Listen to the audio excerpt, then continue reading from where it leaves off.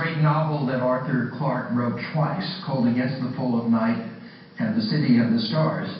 They're both wonderful and largely the same, except that computers happened in between.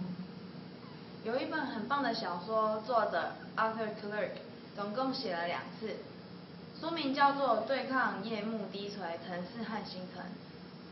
这2本书都很棒，而且内容差不多，除了在电脑在2部小说之间发展出来。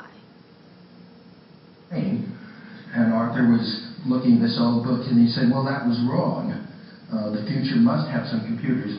So in the second version of it, there are 100 billion or 1,000 billion people on Earth, but they're all stored on hard disks or floppies or whatever they have in the future.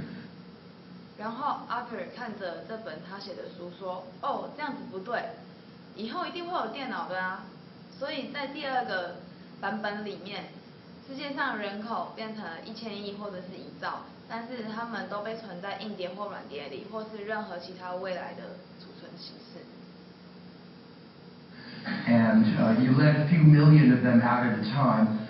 A person comes out, they live for 1,000 years, doing whatever they do, and then when it's time to go back for 1 billion years, or 1 million, I forget, numbers don't matter, but there really aren't very many people on Earth at a time, and you get to think of. 每次你只要让其中的几百万人出来，每个活出来活个100年，然后让他们做自己该做的事，等到时候到了，就再回到里面，再放个100亿年或者是100万年，这些数字不重要，但是在某个时间内，地球上并没有太多人同时存在的。About yourself and your memories, and before you go back into suspension, you edit your memories and you change your personality and so forth. 然后你必须思考你本身和你自己的记忆，在回去被暂存之前，可以编辑你的记忆，并且可以选择自己的个性之类的。The plot of the book is that there's not enough diversity, so that the people who designed the city make sure that every now and then an entirely new person is created. And 这本书的情节是描述世界上的人缺乏太多样的个性，所以在设计这个城市的人，确保每一个镇子呢，就要全新的人诞生。In the novel, a particular one named Evelyn is created, and he says maybe this isn't the best way and wrecks the whole system. But 在这本小说里面，有一位很特别的人叫做 Evelyn， 他被创造出来，他认为这或许不是最好的方法，所以他破坏了整个系统。I don't think the solutions that I've proposed are good enough or smart enough. I think the big problem is that we're not smart enough to understand which of the problems we're facing are good enough. 我不认为我举出来的方法有多好、多厉害、多聪明。我认为最大的问题就是我们没有足够的聪明和才智，去了解我们现在该去面对的问题，到底哪一个是比较好的。Therefore, we have to build super intelligent machines like HAL. As you remember, at some point in the book for 2001, HAL realizes that the universe is too big and grand and profound for those really stupid astronauts. If you contrast HAL's 所以我们必须建造超级人工智慧的机器，像 HAL， 还记得吗？书上2001年的某个时刻 ，HAL 发现那些对愚蠢的太空人来说，宇宙是如此的深远。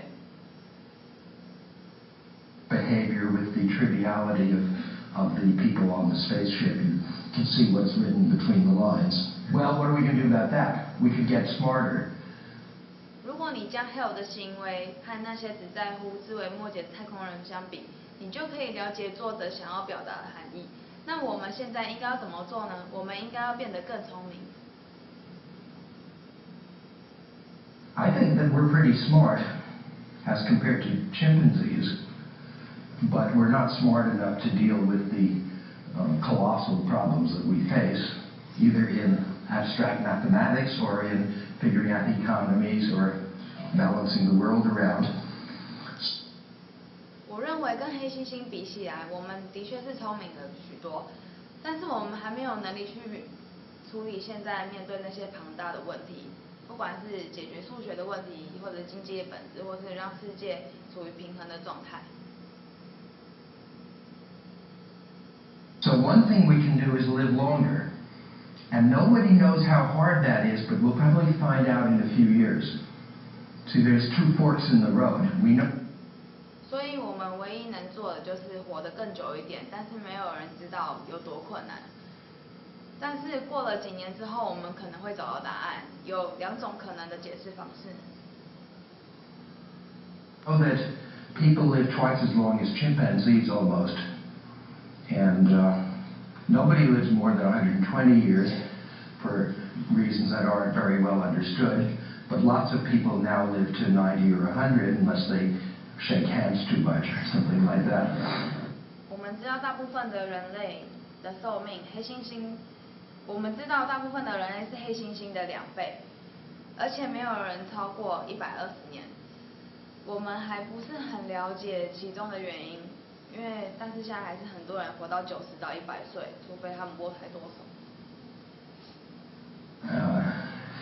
And so maybe if we live 200 years, we could accumulate enough skills and knowledge to solve some problems. So that's one way of going about it. And as I said, we don't know how hard that is. It might be, after all, most other mammals live half as long as the chimpanzee. So we're sort of 3.5 or 4 times the longevity of most. 假如我们可以活到200岁，我们就可能累积足够的技术和知识去解决问题。所以这是其中一种方式。